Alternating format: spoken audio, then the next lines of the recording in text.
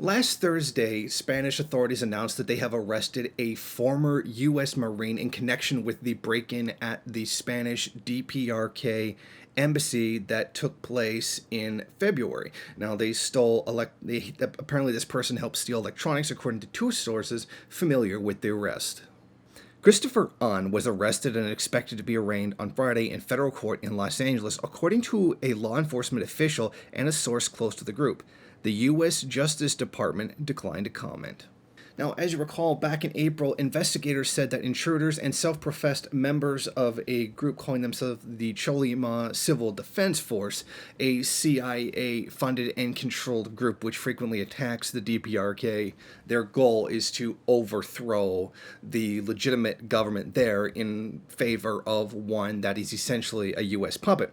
Now, they attacked the embassy, the DPRK embassy in Madrid, and stole computers. They attacked the individuals there. They tied people to chairs, tortured them, and the police were only notified because a woman managed to sneak out a window and get to a nearby individual who eventually called the police. This was an attack and an assault, but they claimed that it was not one and that they had actually been invited there.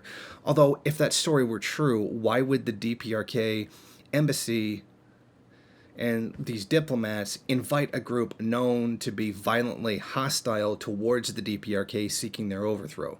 The claim by the Cholima Civil Defense Force, a CIA front, doesn't make any sense. Now, sources say that the materials stolen from the embassy were handed over to the FBI, but they were eventually returned to Pyongyang's mission inside of Spain. So it's very interesting that now a former Marine has been in connection as well. Why would you bring a former Marine to something that's just a conversation and you were invited? They brought him there for violence. That's the reason why you would do that.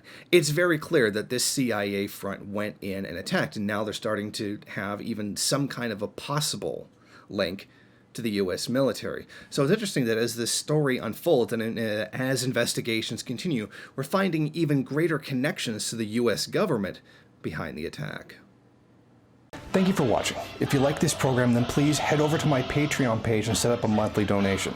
It's your donations that keep this program running. Also, if you would like, please rate, comment, subscribe, and share in various social media.